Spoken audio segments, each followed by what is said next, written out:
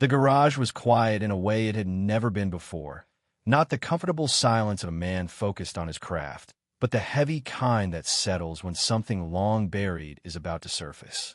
The sparks were gone, the engines silent, the cameras no longer demanding energy or defiance. In that stillness, at 53, Chad Hilt stood alone with a truth he had spent years outrunning.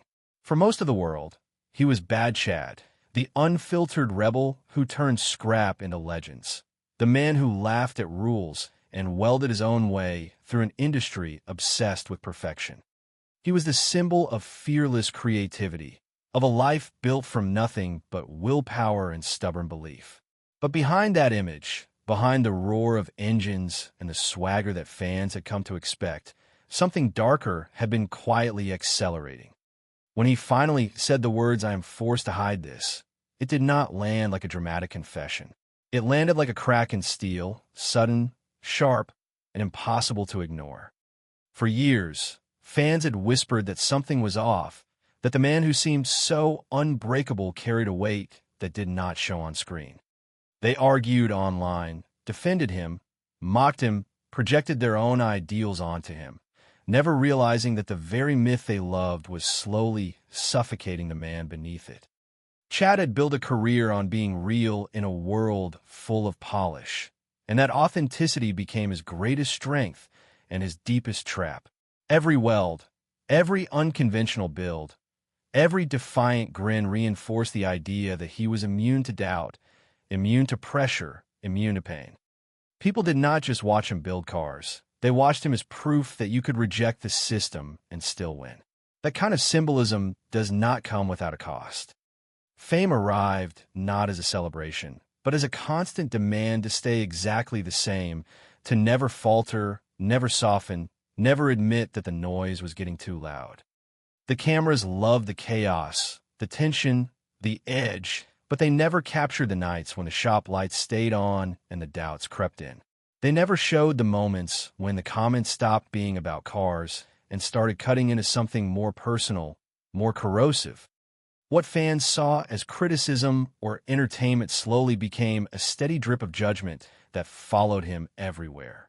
He kept smiling, kept building, kept feeding the legend because that was what was expected. Bad Chad did not get tired. Bad Chad did not get hurt. Bad Chad did not admit weakness. And so Chad Hiltz learned to split himself in two, the character the world demanded and the man who had to live with the consequences. The admission that finally came was not about scandal or failure in the traditional sense. It was about survival. It was about the quiet damage done by years of being watched, measured, and misunderstood. When he chose to speak, there was no spectacle, no music swelling to tell the audience how to feel. Just a man in his own space, stripped of the armor he had welded around himself, acknowledging that the myth had become too heavy to carry. That moment shattered expectations, not because he was struggling, but because he had struggled in silence for so long. Some fans felt betrayed, angry that the image they clung to was not as invincible as they believed. Others felt a deeper discomfort, realizing they had been part of the pressure that forced him to hide in the first place. This was not the story of a rebel losing his edge. It was the story of a human being confronting the cost of being turned into an idea. As the truth came out, it reframed everything that came before it, the raw builds, the defiance, the relentless drive. What once looked like pure freedom now carried the shadow of obligation. And in that quiet garage, with no engines running and no audience to impress, Chad Hiltz crossed a line he could not uncross. He chose honesty over mythology, knowing full well that it might cost him the approval of those who only loved the legend. The question that lingered was no longer what he had been hiding, but whether the world was ready to accept the man who stepped out from behind the mask. Long before the name Bad Chad echoed across television screens and online forums, there was only Chad Hiltz, a restless kid growing up in the quiet town of Canning, Nova Scotia.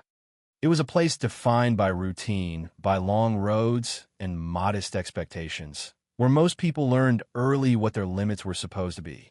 Chad never quite fit into that picture. He was not driven by grades or structure. and the classroom felt more like confinement than opportunity. School slipped away from him, not because he lacked intelligence, but because his mind was already elsewhere, taking things apart, imagining how broken objects could become something else entirely. Dropping out of high school did not feel like failure to him at the time. It felt like escape. What he lacked in formal education, he compensated for with instinct, curiosity, and a stubborn refusal to accept that there was only one right way to do things. Money was always tight. There were no pristine tools, no state-of-the-art equipment, no safety net waiting to catch him if he failed. Instead, there was scrap, rust, discarded metal, and the belief that usefulness could be found where others saw nothing. Those early years were shaped by improvisation. If something broke, he fixed it. If he needed a part, he made it. That habit did more than build skills. It shaped his worldview. Limitations were not obstacles. They were invitations. Over time, that mindset hardened into identity. Chad became known locally as the guy who could build anything out of nothing, the one who ignored manuals and trusted his hands. There was pride in that, but also isolation. While others followed predictable paths, he carved out his own, often alone, often misunderstood. As his work evolved, so did his reputation. The cars he built were not refined in the traditional sense. They were loud, chaotic, stitched together with unconventional materials and unapologetic decisions. License plates became body panels. Aircraft parts found new lives bolted onto frames. To purists, it looked reckless. To Chad, it was honest. Each build carried his fingerprints, not just physically, but philosophically. They were expressions of freedom, defiance against a culture obsessed with perfection and polish. When opportunity finally knocked in the form of television, it did not arrive as validation of his craft alone. It arrived as a narrative. The small-town rebel, the self-taught genius, the man who proved you did not need money or credentials to create something extraordinary. The cameras loved that story. Audiences loved it even more. Inside his modest garage, later known as Hilt's Auto Co., Chad and his partner Jolene worked under impossible timelines and microscopic budgets, turning chaos into entertainment. The show did not just document builds, it amplified personality. Chad's blunt honesty, eccentric style, and relentless energy became as central as the cars themselves. With each episode, the line between man and myth blurred further. The success was undeniable. Millions watched. Fans around the world saw themselves in him, or at least the version of him they wanted to believe in. He became a symbol for anyone who had ever felt boxed in by rules or dismissed by gatekeepers. But symbols come with expectations. As the audience grew, so did the pressure to embody everything they projected onto him. The underdog who never quit. The rebel who never compromised. The genius who never doubted himself. There was no room in that narrative for exhaustion or fear. The more visible he became, the less permission he felt to simply be human. Behind the scenes, the work never slowed. Building cars was only part of it now. There were shoots to plan, scenes to repeat, moments to exaggerate for clarity or drama. The spontaneity that once fueled his creativity began to feel constrained. Yet walking away was unthinkable. Too many people were watching.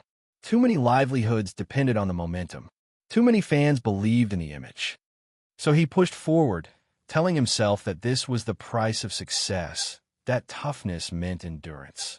The past that had shaped him, the scarcity, the independence, the refusal to ask for help, now worked against him. He had learned early to rely on himself, to internalize struggle rather than share it. That habit followed him into fame. When criticism started to creep in, he dismissed it. When it multiplied, he absorbed it. Each comment questioning his skill, each accusation that he was more showman than builder, chipped away quietly. He did not respond publicly. He did not correct the record. He kept building, believing that output would silence doubt. But the volume of voices grew louder, more personal, more invasive. The very authenticity that drew people and left him exposed. Unlike polished celebrities protected by teams and distance, Chad was accessible. He read the comments. He felt them, and because his identity was so tightly bound to his work, every attack landed deeper than anyone realized. The foundation of Bad Chad was built on resilience, but resilience without rest becomes erosion. By the time the world noticed cracks, they had been forming for years. The past that made him strong had also taught him to hide, and as the legend expanded, the man behind it carried the weight alone, convinced that revealing the truth would undo everything he had fought to build. The tension that had been quietly building for years finally reached a breaking point, not with a scandal or a public collapse, but with a slow unraveling that those closest to Chad could no longer ignore. From the outside, everything still looked familiar. The builds were bigger, the ideas wilder, the presence on screen still magnetic. But inside the shop, the atmosphere had changed. The deadlines felt tighter, the stakes higher, and the margin for error almost non-existent. What once felt like playful chaos now carried an undercurrent of urgency, as if every weld had to prove something, as if every finished car needed to silence an invisible jury. Chad pushed himself harder than ever, arriving earlier, leaving later, filling every quiet moment with motion so there would be no space for doubt to creep in. The work no longer ended when the cameras stopped rolling. It followed him home, sat with him in the dark, replayed in his mind long after the noise of the day had faded. Sleep became fragmented, shallow, interrupted by thoughts of what he still had not done or what people might say next. The joy that once came from building began to blur with obligation. Each project felt less like an expression and more like a defense. The signs were subtle at first. A sharper tone during filming. A flicker of irritation when something went wrong. The easy laughter that once filled the shop became less frequent, replaced by long stretches of silence broken only by the sound of grinding metal. On screen, viewers noticed small changes. His eyes looked heavier, his patience thinner. He still delivered the lines, still played the part, but something was missing. Fans debated it endlessly. Some dismissed it as stress. Others accused him of changing, of losing the edge that made him special. The irony was cruel. The more people questioned him, the more he tried to live up to their expectations, and the further he drifted from himself. The criticism intensified as his visibility grew. Online forums dissected his techniques frame by frame. Armchair experts labeled his work unsafe, irresponsible, unprofessional. Comments that began as technical critiques quickly turned personal. His intelligence was mocked, his character questioned, his motives doubted. For someone whose identity was inseparable from his craft, the attacks landed with devastating precision. He told himself he was tougher than that words from strangers should not matter. But they did. Not all at once, not in a dramatic moment, but slowly, persistently, like corrosion eating away at metal from the inside. What hurt most was not the hatred itself, but the realization that it came from people who claimed to care. Fans who once celebrated his refusal to conform now demanded he justify himself. They wanted explanations, apologies, reassurance that the myth they believed in was still intact. And Chad gave none of it.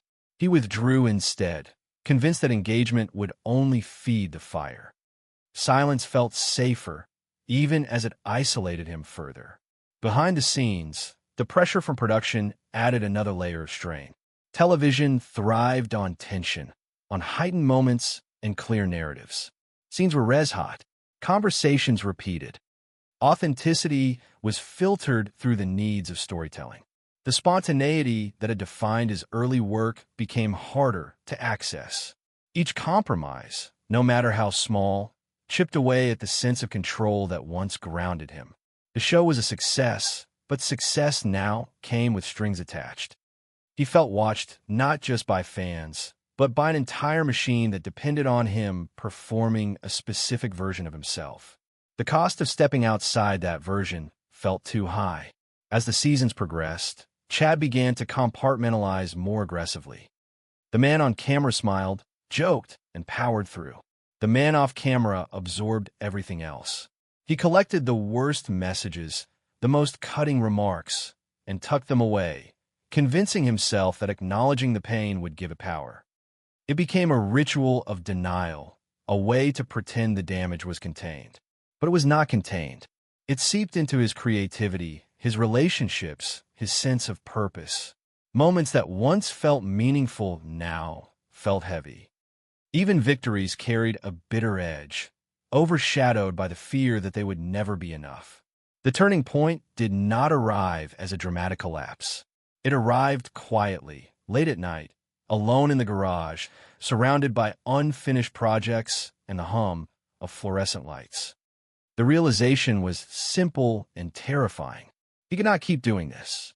The effort required to maintain the image had begun to outweigh the joy of the work itself.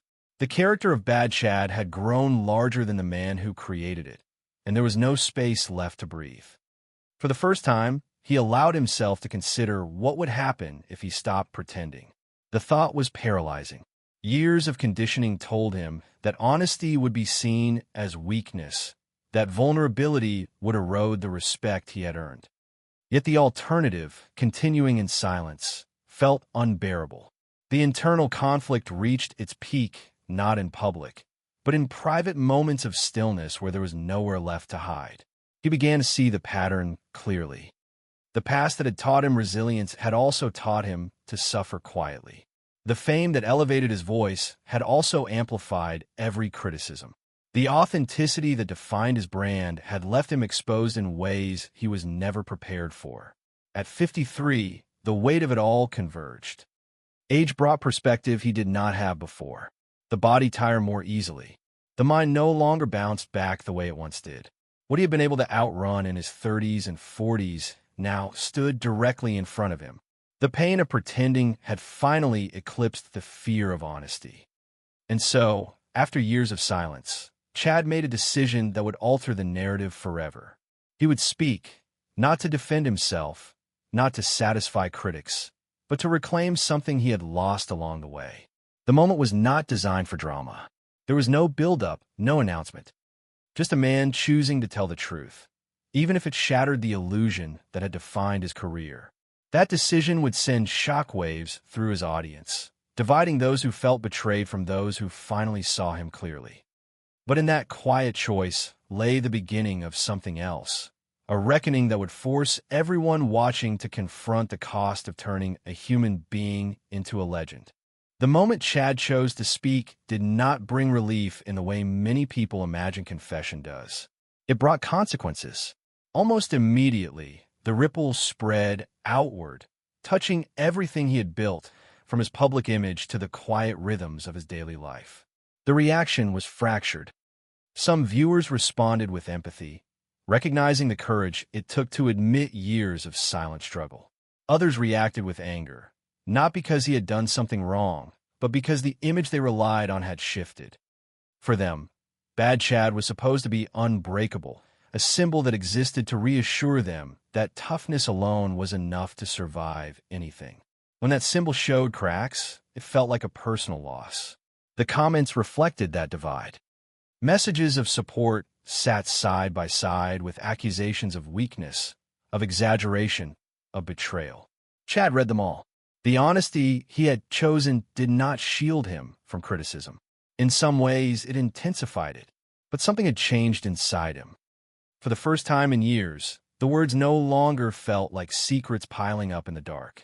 The immediate impact on his work was subtle but profound. The frantic pace he had maintained for so long began to slow, not because the passion was gone, but because the urgency to prove himself had eased. Builds still came together, sparks still flew, but the motivation behind them was different. He was no longer welding to silence an audience. He was welding to reconnect with the reason he started in the first place. That shift unsettled some fans. They questioned whether he had lost his edge, whether vulnerability had softened him. What they did not see was the quiet strength it took to continue creating without hiding behind bravado. The fallout also reached his relationships. Years of emotional distance had created habits that did not disappear overnight. Opening up meant learning how to be seen not just by millions of strangers, but by the people closest to him.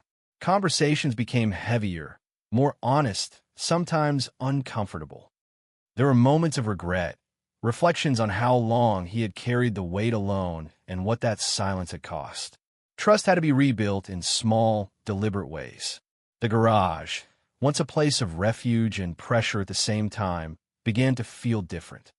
It was still a workspace, still demanding, but no longer a battleground between image and reality. Stepping away from the rigid structure of television accelerated that transformation. Without producers shaping narratives or timelines dictating emotion, Chad regained a sense of control he had not realized he lost.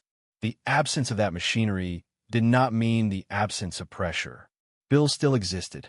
Expectations still lingered. But the pressure was no longer abstract or performative. It was real and manageable. The consequences of his honesty also extended to his audience in unexpected ways. Many who had followed him for years began sharing their own stories of burnout, of hiding pain behind competence, of feeling trapped by expectations they never asked for. His admission became a mirror rather than a spectacle. That shift redefined the relationship between creator and viewer. He was no longer just a performer delivering inspiration. He was a participant in a shared struggle. Not everyone welcomed that change. Some unsubscribed, announcing their departure as if it were a statement of principle. Others stayed quietly, watching to see what would come next. The numbers fluctuated, but the connection deepened. The cost of honesty was not measured only in lost admiration, but in the complexity it introduced. Fame became less comfortable, less flattering, but also less suffocating. Chad began to understand that the myth had protected him in one way while imprisoning him in another. Letting it fracture was painful, but necessary. The psychological impact unfolded gradually. Years of internalized stress do not dissolve with a single admission. There were days when doubt returned, when the old instinct to retreat behind sarcasm resurfaced.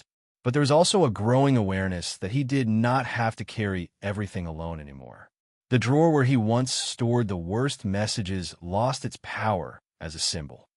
The words still existed, but they no longer defined the entire narrative. By acknowledging their impact, he had taken back a measure of agency. The broader community around him also shifted. Industry peers who had kept their distance reached out privately, admitting they had faced similar pressures but never spoken about them. Younger builders looked at his journey differently now, not just as a blueprint for success, but as a cautionary tale about the cost of identity tied too tightly to output. The legacy he was shaping became more complex, less heroic, more human. And that complexity carried its own weight. The aftermath of his confession did not offer a clean resolution. There was no sudden peace, no universal forgiveness, no neat ending. What it offered instead was space. Space to redefine success beyond applause. Space to fail without catastrophe. Space to build without constantly defending the act itself. In that space, Chad began to see that the consequences he feared were not as devastating as the ones he had endured in silence. The loss of a flawless image was painful, but the gain of self-recognition was grounding. The myth had demanded perfection. The man demanded sustainability. And slowly, deliberately, he chose the latter. The world continued to watch, as it always had, but the terms of that gaze had changed. What remained was not the legend people once clung to, but something quieter and more enduring. A craftsman learning to live with his truth in full view, accepting that the cost of being real was still far less than the cost of pretending forever. There were stories that never made it to camera, moments that unfolded far from the glow of shop lights and microphones, moments Chad never intended for anyone else to see. They lived in the margins of his days, in the quiet after the doors were locked and the noise of the world finally faded. These were not the dramatic breakdowns people imagine when they think of struggle. They were smaller, heavier, and more persistent. Nights when he sat alone in the garage long after everyone else had gone home, staring at half-finished metal, feeling an unfamiliar distance from the work that once gave him purpose. He would replay conversations in his head, wondering if a different tone or a different choice might have changed the way people saw him. The silence was rarely peaceful. It was filled with echoes of comments he wished he had never read, words that clung to him long after the screen went dark. At times, he questioned whether he had built something extraordinary or simply built a prison out of expectations. One of the quiet rituals he never spoke about involved the messages he could not bring himself to delete. He printed some of them. Others he copied by hand. Not because he wanted to relive them, but because acknowledging their existence felt safer than pretending they did not hurt. They went into a drawer tucked beneath a workbench, out of sight but never out of mind. Each note was a reminder that the persona he projected invited judgment as much as admiration. He told himself the drawer was a temporary solution, a place to store negativity until it lost its power. Instead, it became a physical symbol of everything he refused to confront. There were mornings when opening that drawer felt heavier than lifting steel. He rarely shared this habit with anyone. Not with fans. Not with colleagues. Sometimes not even with Jolene. Keeping it private felt like control, as if secrecy itself could protect the fragile balance he was trying to maintain. In those private hours, Chad's thoughts often drifted back to the early days, before the cameras, before the commentary, before the sense that every decision needed justification. He remembered the freedom of building without an audience, when mistakes were lessons instead of evidence. That memory both comforted and haunted him. It reminded him of what he had lost and what he feared he might never fully regain. On particularly difficult days, he questioned whether success had cost him more than failure ever could. The internal conflict was relentless. He wanted to honor the people who believed in him, but he also wanted relief from the role he felt trapped inside. That tension seeped into small interactions. A shorter reply here. A missed message there. Guilt followed close behind, because he knew how much his work meant to others. Fans often spoke about how his builds inspired them to start projects of their own, to take risks they had once been afraid of. Hearing those stories filled him with pride, but also with pressure. If his work gave others courage, what did it mean that he felt so depleted himself? The disconnect between public impact and private experience grew harder to reconcile. There were moments when he considered stepping away entirely, walking out of the shop and never looking back. But the idea frightened him as much as it tempted him.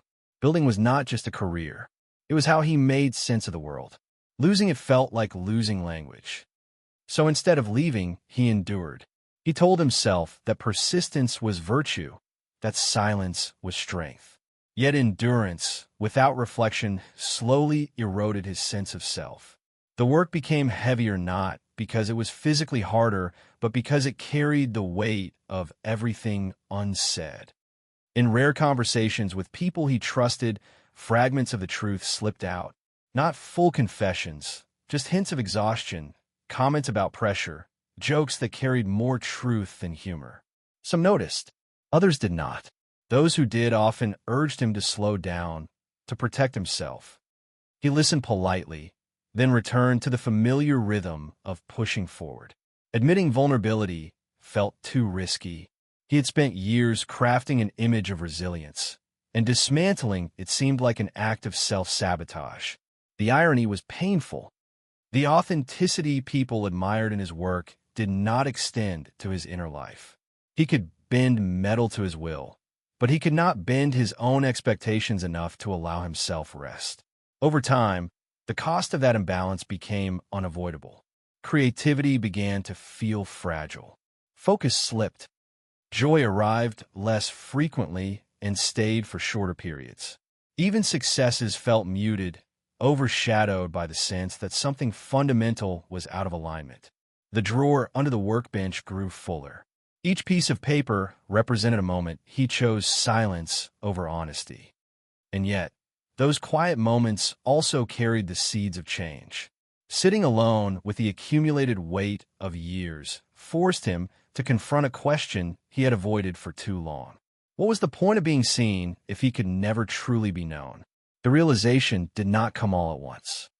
It emerged slowly, shaped by fatigue, reflection, and the growing understanding that survival required more than toughness. It required truth. These unspoken stories, these private struggles, were not signs of weakness. They were evidence of a human being stretched beyond sustainable limits. And, as much as he tried to hide them, they shaped every choice that followed. By the time he finally chose to speak, the decision had been rehearsed countless times in silence. The words he would eventually share were forged in those unseen moments, in the space between the legend and the man who carried it. As the noise began to settle and the urgency to perform slowly loosened its grip, Chad found himself confronting a question far larger than any build he had ever attempted. What would remain when the image no longer demanded constant maintenance? Stripped of the expectation to be endlessly defiant and unbreakable, his career looked different, not smaller, but clearer.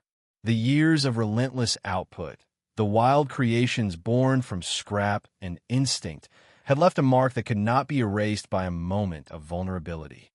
If anything, they carried new meaning. His legacy was no longer confined to the vehicles that rolled out of his shop. It lived in the permission he gave others to question what strength really meant. For a long time, success had been measured in visibility, in applause, in the ability to dominate attention without faltering. Chad had played that game well, often at his own expense. Now, the definition was shifting. Sustainability replaced spectacle. Purpose replaced pressure.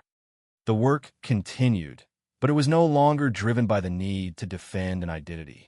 It was driven by curiosity again, by the same impulse that once led a young man in Nova Scotia to see possibility where others saw waste. That return to fundamentals did not happen overnight. Years of conditioning do not dissolve easily.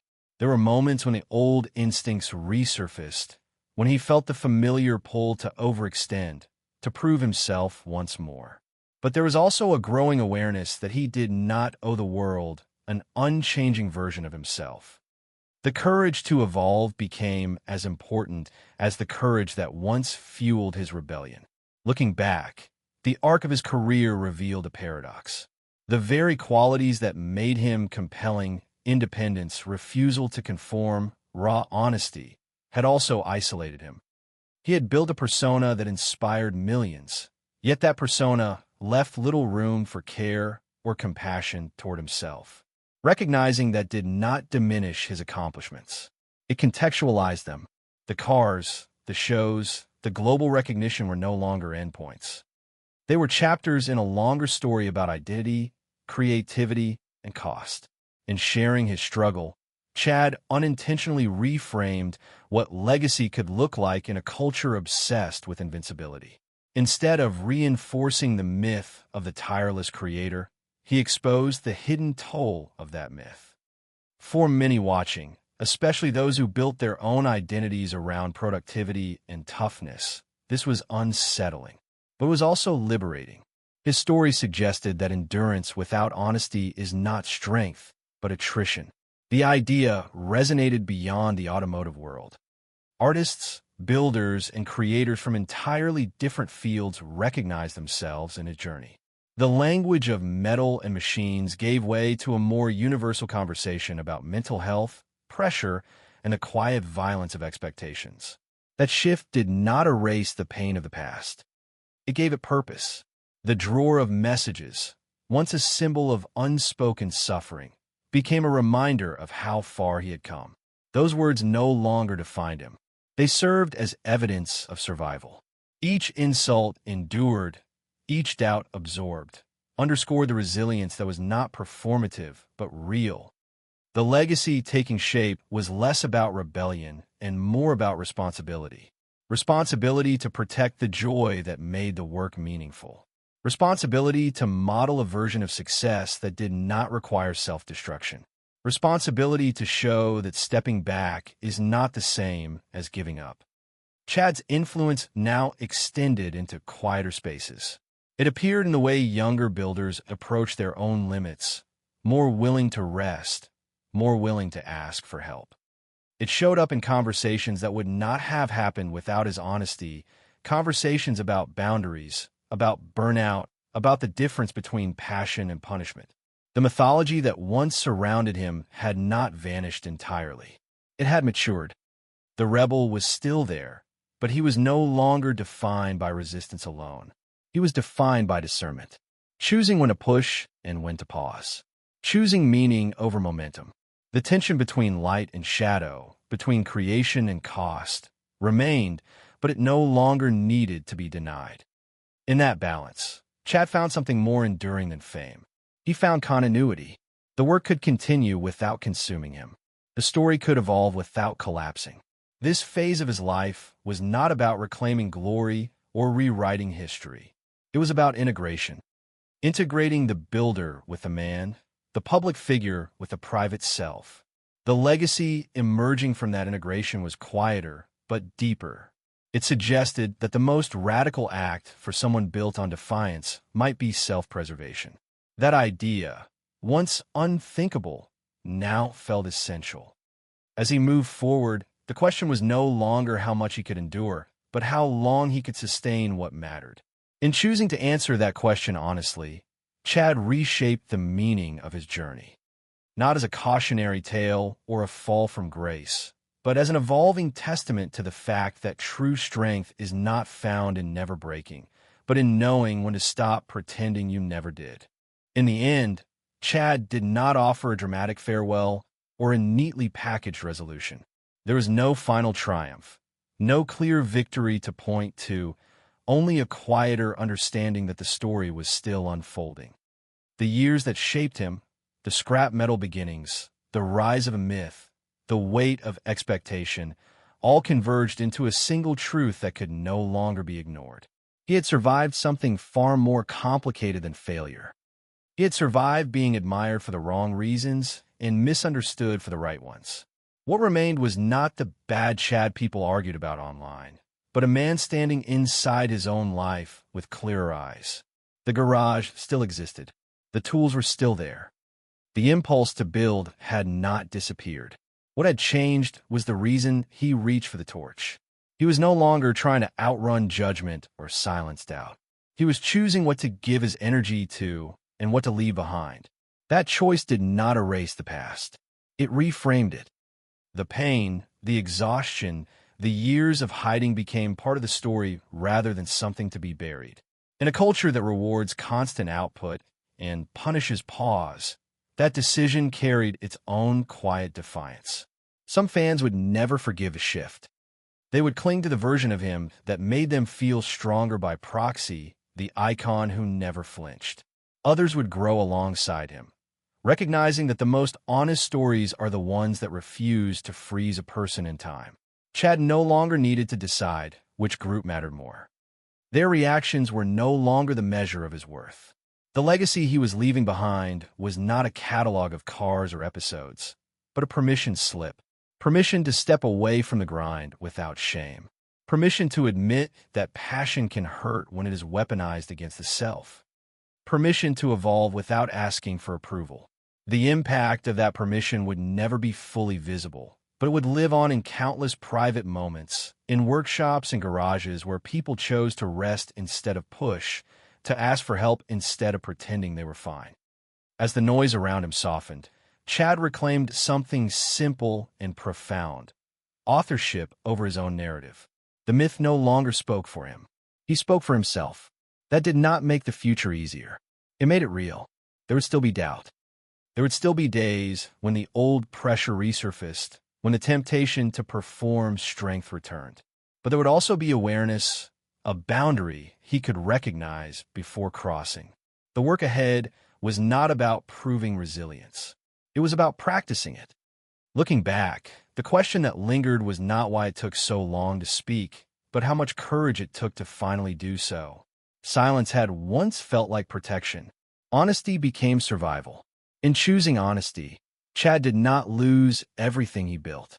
He preserved what mattered most: the ability to continue without disappearing inside the role he created. The story did not end with applause or outrage. It ended with a man still building, still creating, but no longer hiding. And perhaps that was the most radical transformation of all. Not the cars, not the fame, Not the rebellion, but the quiet decision to live without armor, even if it meant being seen as imperfect. In that unfinished ending, there was room for something rare. A future not dictated by expectation, but guided by intention.